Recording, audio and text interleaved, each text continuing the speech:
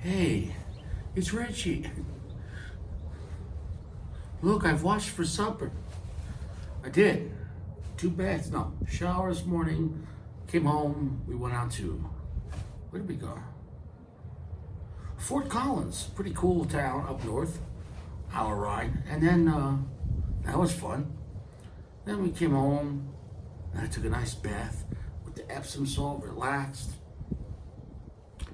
And maybe I had a scotch. And then I clapped the cheeks. Was what it was. It was a nice day. And then, the best part of the day, a cigar. A cigar is not tobacco, and tobacco is not a cigar. Right? Tobacco is just a leaf. More than that, you have a bunch of leaves. But then, man, right? Because man doesn't make tobacco. Man harnesses tobacco. You understand that? You understand that? We can't just say tobacco exists. We're not God. We can harness seeds, breed them with others in places, and then do it again and make certain distinct, hybrids, and then plant them and grow them in different primings and aging and other infusion processes, etc. But at the end of the day, we're just harnessing. We're just harnessing tobacco. Just like the earth, we didn't create it. But you could have a farm, you could harness it. We didn't create chickens, we could harness chickens. Oh, that sounds odd. Cows, etc. Fish in the ocean, we did not create them. No, but we could harness that stuff, You understand that? Understand that, You didn't create yourself. Your dad harnessed your mom. And then you came. But at what point, though? If we can't self-exist, if we need a mother and father, can I say that? If we need a mom and a dad, is that okay? If you need a mom, if you need a male and a female to make a child, who made the first person?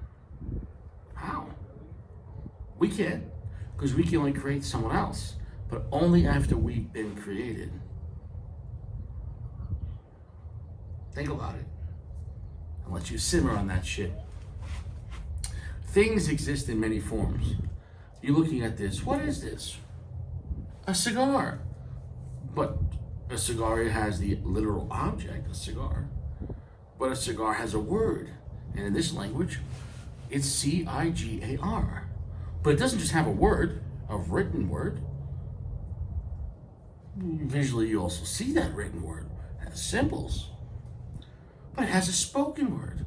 How do you pronounce cigar? Is it cigar? Cigar?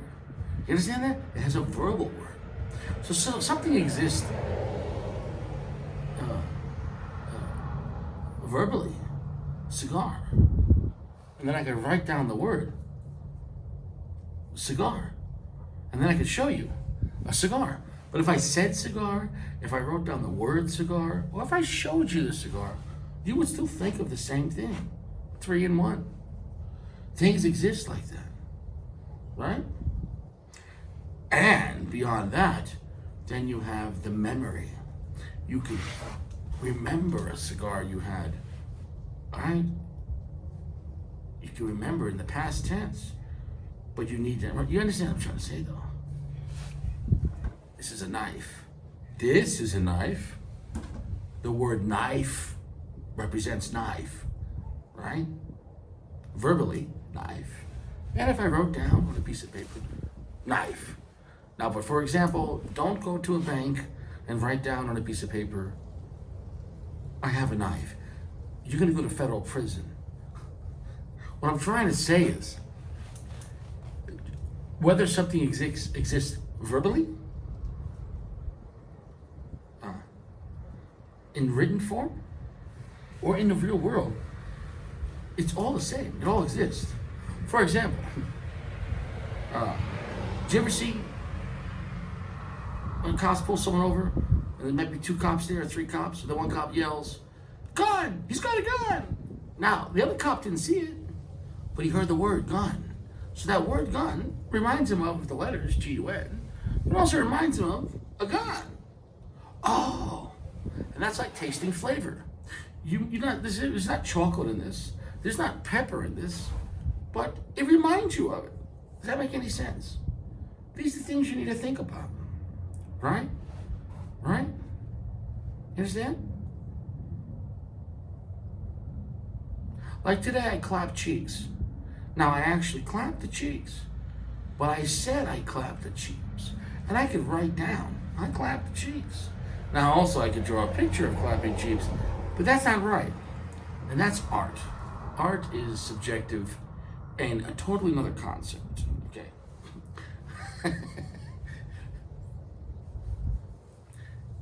The Bishop's Blend.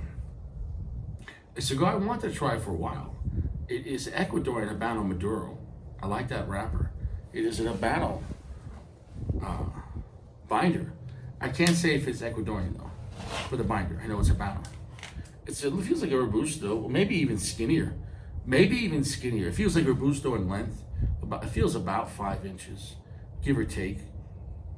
Because it's got that weird, looks like a crayon, right? You hold it here, you can turn some guys on. Ooh. Maybe it's 48, maybe it's 46. I don't know. I don't, I didn't keep the cellophane. And I don't even remember if it came in cellophane. Nobody cares. Pennsylvania, Nicaraguan fillers, maybe something else, but nobody cares. You don't need me to tell you what you can find out. What are you, a bunch of children? In this case, I wish I had my cigar cutter because it's got this nipple tip. Wow, my knife is so sharp, it's cutting right through the nipple. And for the record, a cigar nipple. Okay, we're not doing any Hannibal Lecter stuff here. Okay. Well. I'm gonna need to cut a little more than that. I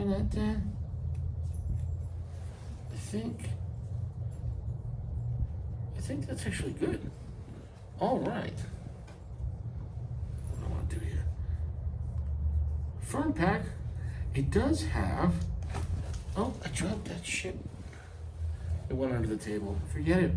Right, it has that. It's got like a semi-closed foot.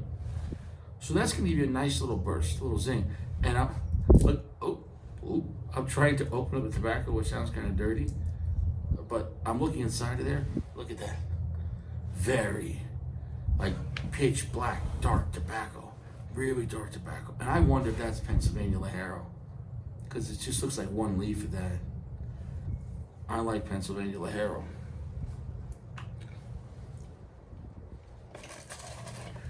This is released every year, supposedly small batch. It's been released 7 years in a row. I can't tell you though if every year it's released it's the same. I can't tell you every year it's released in different sizes. Although I think it's in a few sizes. But I can't tell you every year the sizes available are different. I can't tell you if the blends are different. And I'll tell you this: even if it's the same exact blend, but every year, once a year, it's impossible to replicate from year to year. Impossible. It goes from crop to crop. You understand? So either they had leftover tobacco from the last year, and when you got that cigar, it was the same crop, but now it has more time, so probably more smooth, or the next year's crop was better or worse. Very rare you're gonna have exactly the same. So it's always interesting coming back to a cigar you enjoy, because it could have gone better, could have tasted close to the same, or how could you say the same? How could you say it tastes the same if you had it a year ago? The memory? God. You remember, you thought the cigar, you memorized the cigar, but a year ago, you remember exactly the way it made you feel? Exactly? I don't know about that. There's something said about having the same cigar like a few times in 1 week, as opposed to a few times in a year. And both are good. But in some ways, you might remember the cigar for better than what it was. Or worse. I don't know. Go fuck yourself.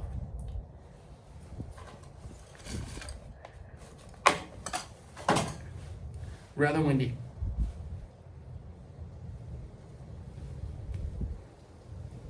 No toast on this one.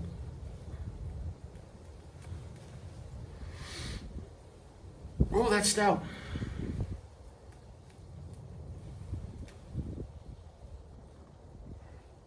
Wow, that's dark and stout.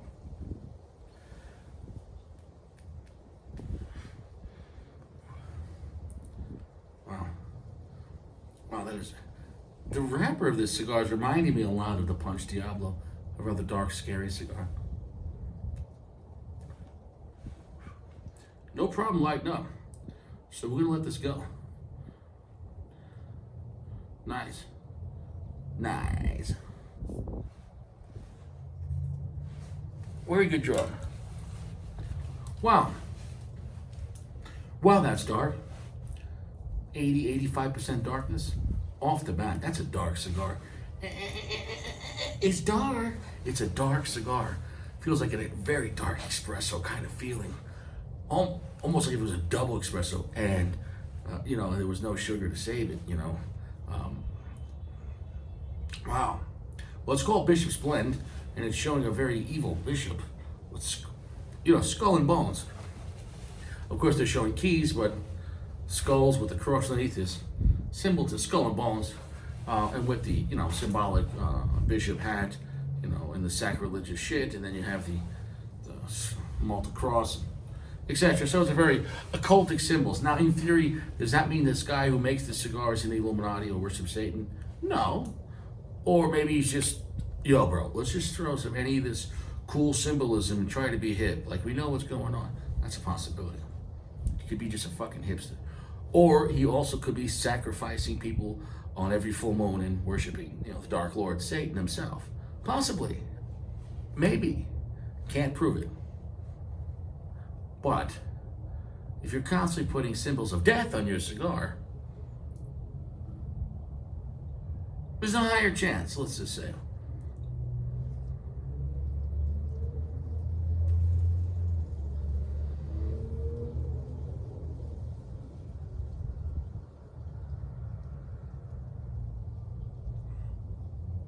That's a full strength cigar. That is a full strength cigar from the beginning. If you're a newbie or intermediate novice, don't buy this cigar. Is this even a Corona, or is this a skinny Robusto? I feel like it's a 5x48. I'm gonna look it up, because that's gonna bother me. Maybe 46, maybe 48. It doesn't feel like a 50 gauge. That is strong. That is strong. How spicy is it? I'm glad you asked.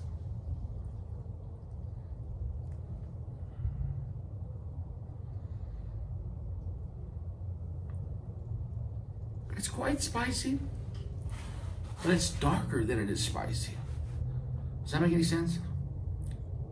Overall, it's quite stout, quite scary cigar. We'll see how it builds up. Now, that was the beginning. I wish I remembered. Oh, yeah, it is a Habano binder. The fillers were Nicaraguan in Pennsylvania. What else, though? I forgot.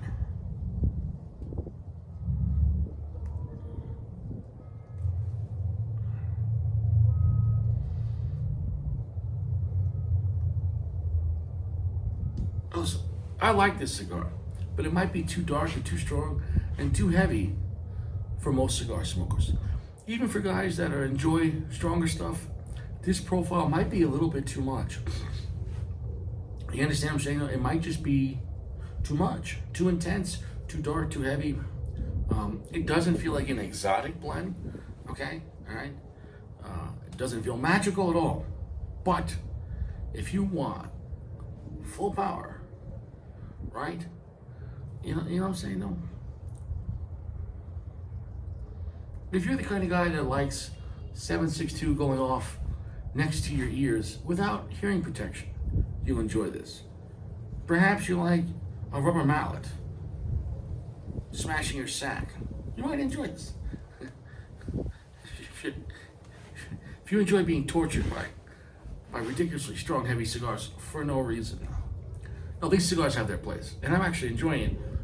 But this is on the outer limits on what I feel can be enjoyed. I am enjoying it, but it's on that threshold. On that threshold between it might be a little too uncomfortable. It is extremely stout. I mean, I don't feel like I'm gonna die, but I would put it this way. I wouldn't want this blend to push it any harder. You know what I'm saying though?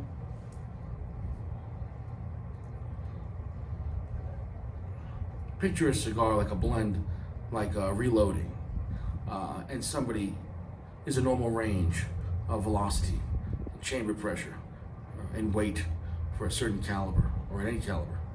But you get people that might push it. This is at the point where getting a little dangerous, but okay.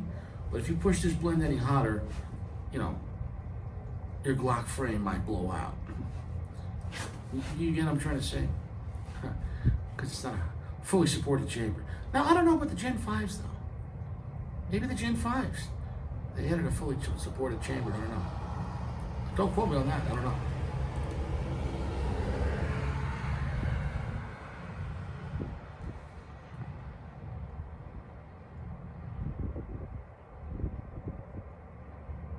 Rich, dark black pepper. Very spicy red pepper. And both are extremely long finished. Like that finish is, I got a feeling this is gonna pick up to where it gets uncomfortable. I am enjoying it. And it has its place.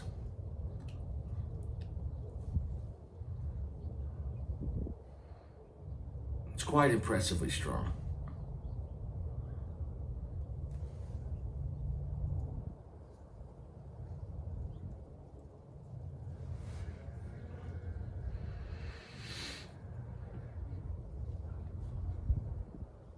Holding that smoke is a bit much. You're gonna get like 3 days worth of nicotine out of this stuff. That is a very, very spicy, strong, very dark, strong, very heavy cigar. This is very dramatic. So, if that's something you like, if that's something you want, then absolutely yes. If you're looking for a nice 3/4 strength Choco de Maduro, no.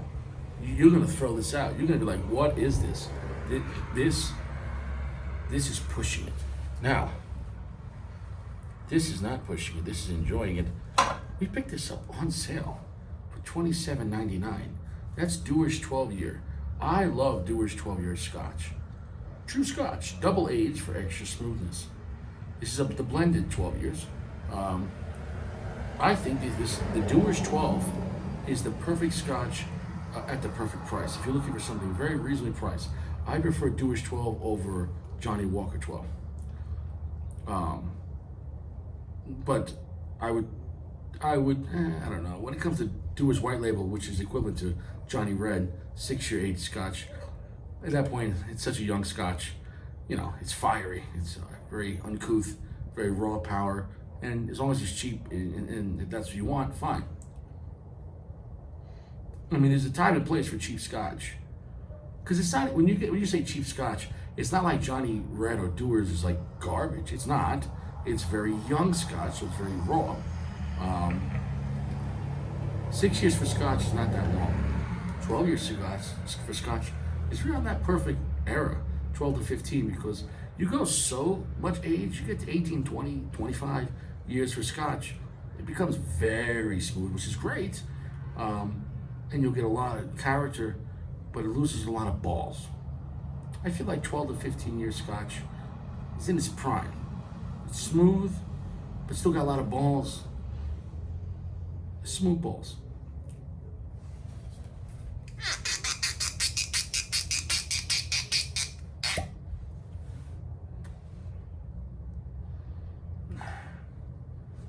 Here's the glass.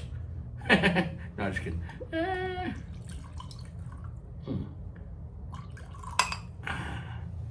Cheers.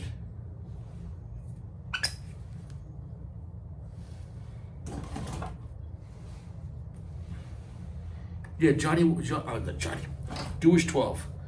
And then they have the 12-year Albalor, which is in all the Dewar's blend. Albalor 12? No, Alberfeldy, I'm sorry. Alberfeldy 12 single malt. You understand what blended Scotch is? Blended Scotch is a mix of it's called Scotch, but it's a mix of different Scotches. Picture like a cigar, it's a mix of Picture a Puro cigar would be a single malt. But in reality, it would have to be from, like Opus X, all from one farm.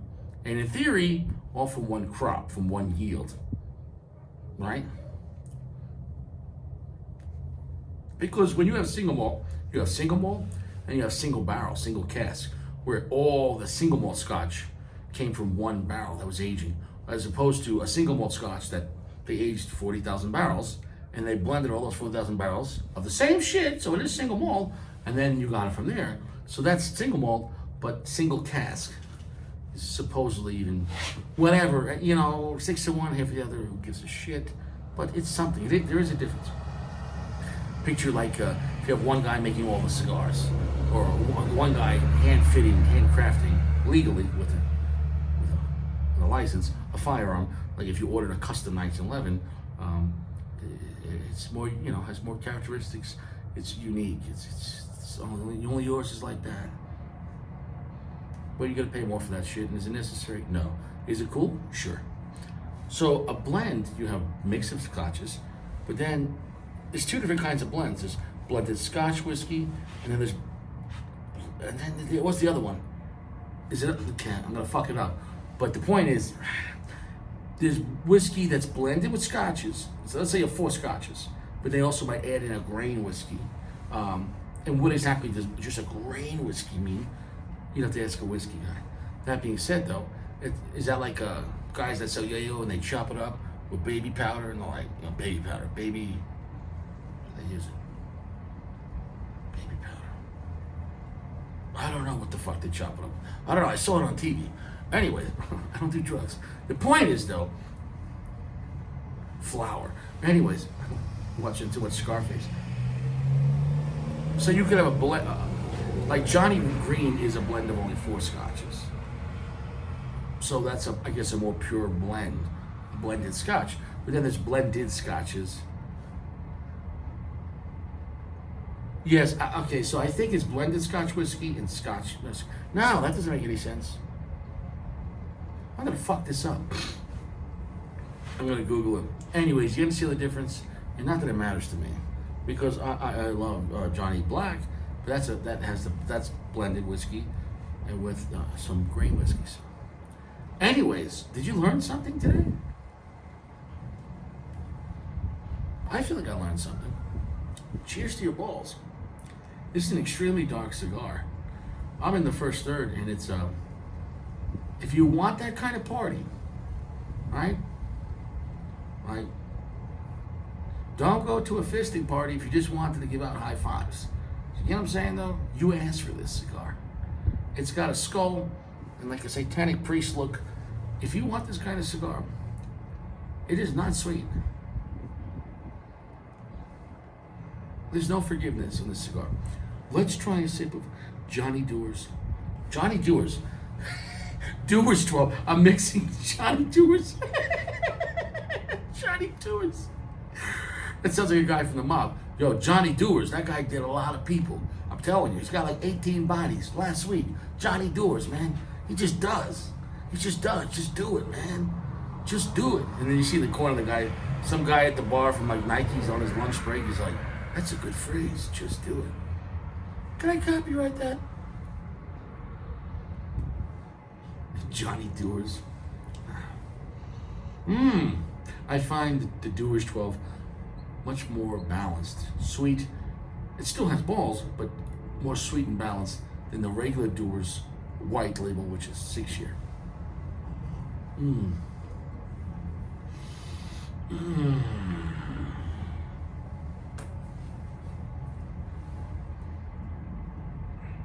That is a very smooth, semi-sweet scotch. That's nice.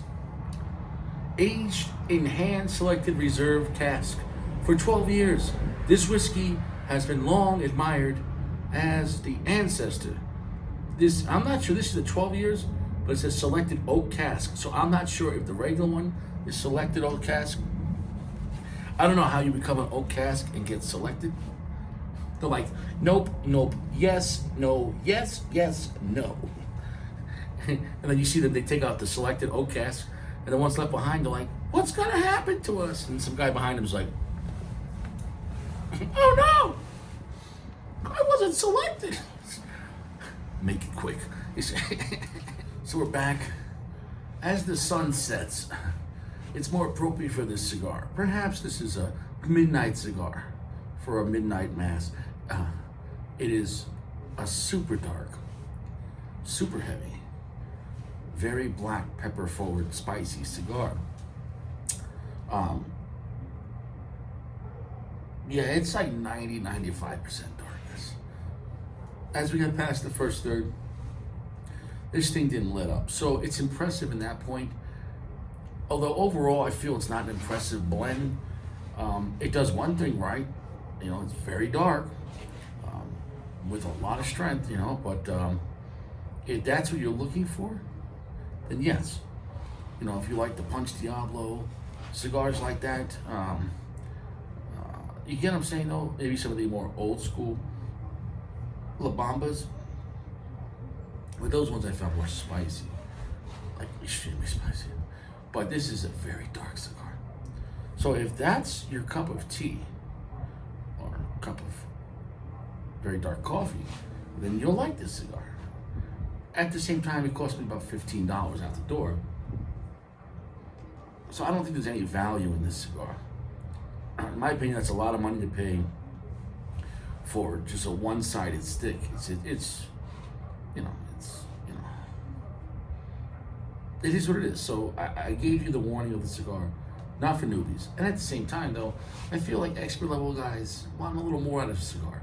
Like, yeah, I like strong cigars, and I like heavy cigars, and I like spicy cigars. But it's a very one-sided spice, and it's a very one-sided type of strength. You know, there's no complexity to this. It's you get what I'm trying to say.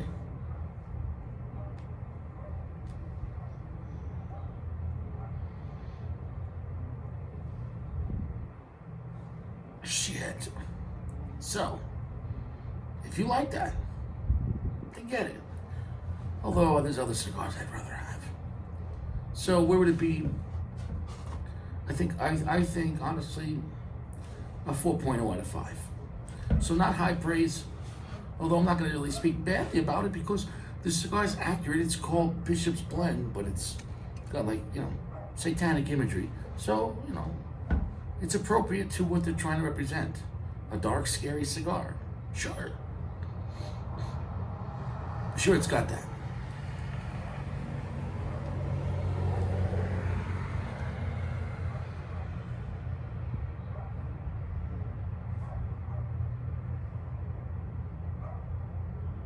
Shit.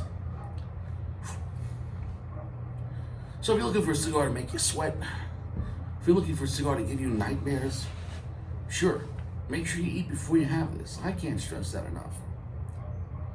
Super dark, super heavy, super strong.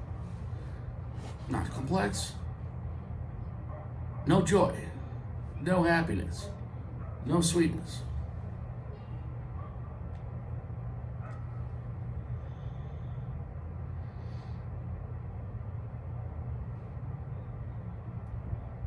Holding the smoke on that hurts a little bit. Although it's not the scariest, darkest, heaviest cigar I've ever had, it's up there. For me, these kind of cigars are not my go-to because I get it.